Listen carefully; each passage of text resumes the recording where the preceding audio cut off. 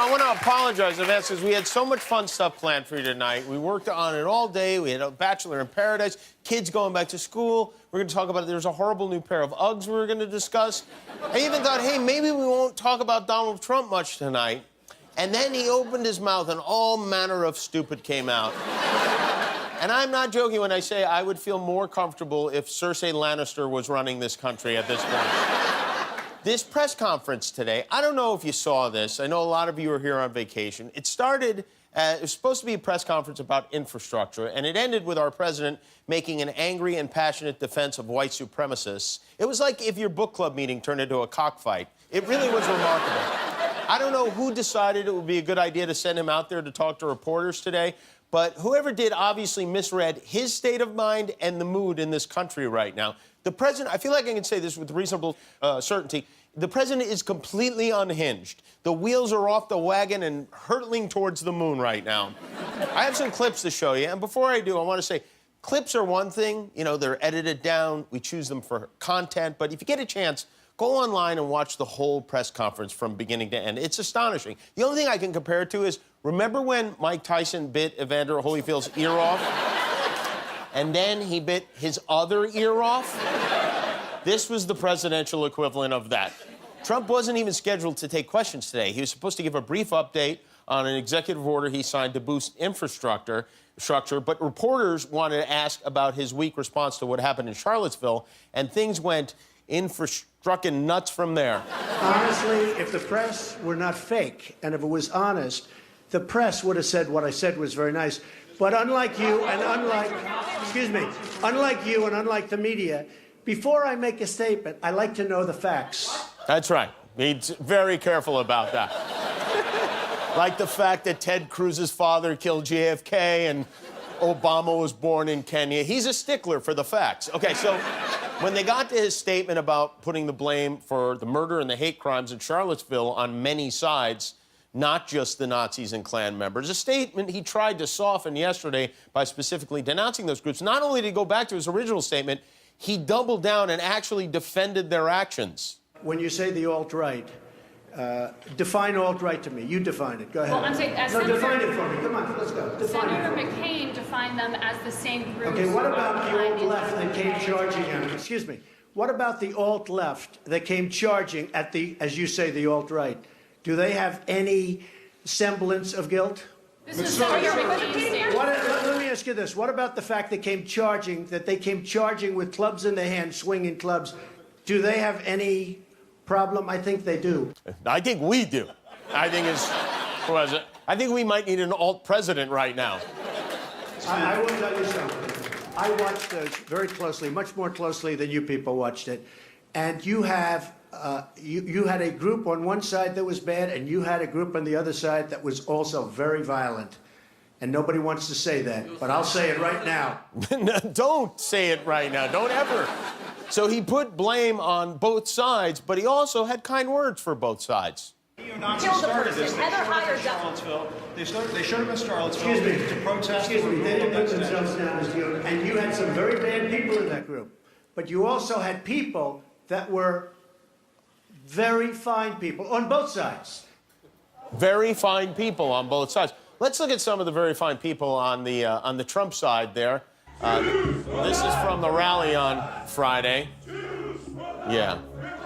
So here's the thing. If you're with a group of people and they're chanting things like Jews will not replace us, and you don't immediately leave that group, you are not a very fine person. And by the way, today, David Duke, who is a very fine former Grand Wizard of the KKK, tweeted, "Thank you, President Trump, for your honesty and courage to tell the truth about Charlottesville." When David Duke thanks you for your honesty and courage, something has gone awry. And then after all this, after 15 straight minutes of unprecedented insanity, and you really should watch the whole thing, our president, as he left the podium, said this. Thank you all very much. Thank you. Thank you. Do you plan to go to Charlottesville, Mr. President? Good afternoon, and welcome to The Lead, and wow, I own a house. that was something else. Oh, he's still talking. Let's stay It's listening. going to be It's in Charlottesville. You'll see. Is it near the winery or something? It is the winery. Will you go visit the people? Will you go to visit and try to... I mean, I know a lot about Charlottesville. Charlottesville is a great place that's been very badly hurt over the last couple of days. I own actually one of the largest wineries in the United States. It's in Charlottesville. He can't resist the plug. He just can't. My wine is fantastic, especially the white. There were some very fine bottles. This is so crazy. You know, everybody's been asking, you think Trump's going to last 4 years? I'm wondering now if any of us are going to last 4 years. I haven't screamed at my TV this much since McDreamy died, really, is the last time. But the only person who's happy right now is Sean Spicer. He's doing backflips wherever the hell he is. I've been thinking about this, and I want to speak to those of you who voted for Donald Trump. And first of all, I want to say, I get it. I actually do. You were unhappy with the way things were going. You wanted someone to come in and shake things up. You didn't want business as usual. Nothing ever seems to get done. It's always the same. These candidates make a lot of promises that go nowhere. It happens over and over again, and you're sick of it. And so this guy shows up riding down a golden escalator. He's not part of the political establishment. In fact, he's the opposite of that. He's a billionaire, maybe. He's written books. He's not politically correct. He's not even correct usually, but he talks tough. He wants to drain the swamp. Sometimes he can be funny. He rips into his opponents in a way politicians never do, have never done before. And you thought, you know what? This guy's different, and that's what I want, different. Let's roll the dice. Let's get him in there, have him run the country like a business, cut the dead weight, toughen everyone up. Let's shake this Etch-a-Sketch hard and start over. So you vote for him. You pick him over Jeb Bush and Ted Cruz and John Kasich and a dozen other Republicans whose names we forgot. And ultimately, he beats them. He strolls in, he beats all of these guys who've been in politics forever, and then he beats the ultimate political insider, Hillary Clinton, a woman who's been running for office, a woman who ran for president of her mother's uterus in the womb forever. He beats her. Everyone said he couldn't.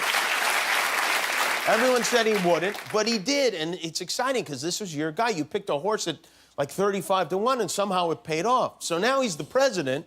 And it starts off okay. He meets with President Obama, and they seem to have a nice conversation. Then he moves into the White House.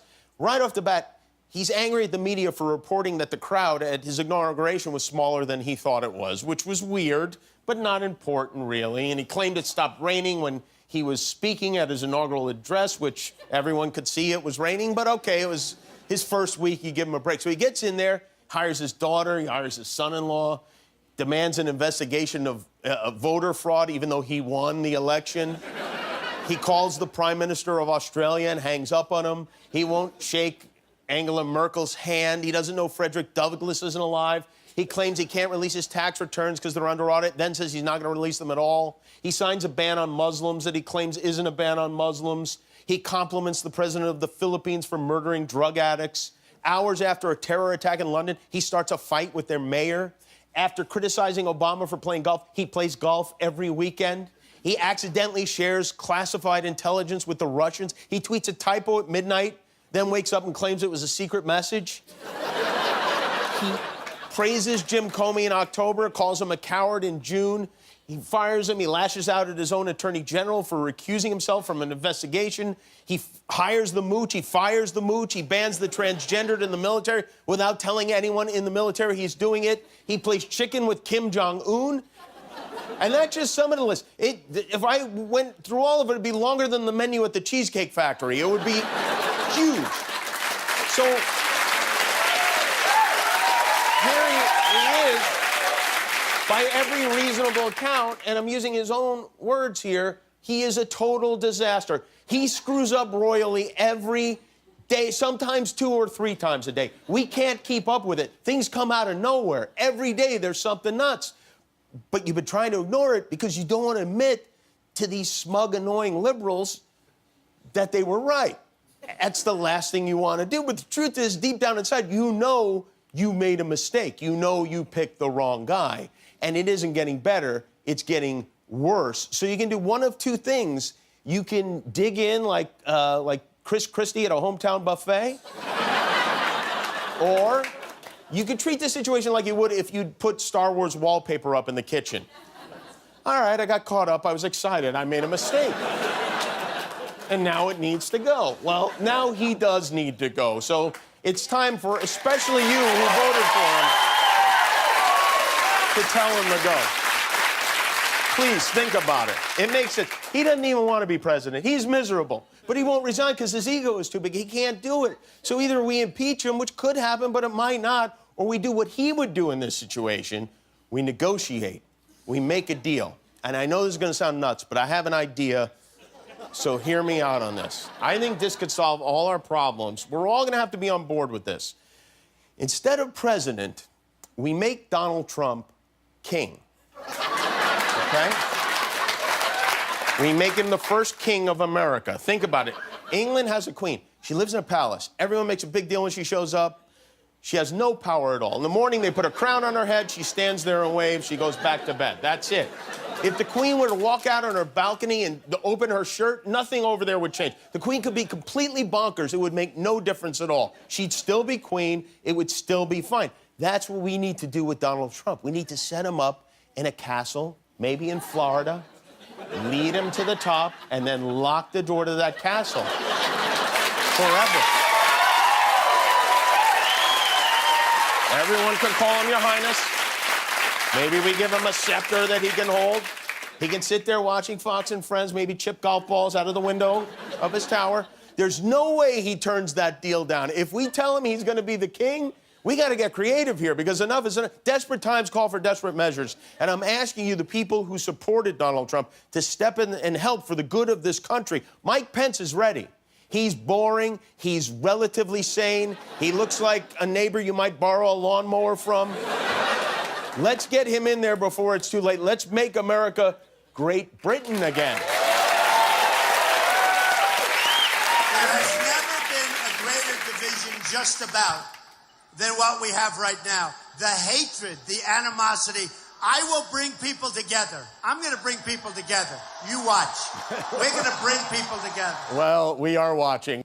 Hi, I'm Jimmy Kimmel. If you like that, click the subscribe button below, and good things will happen forever.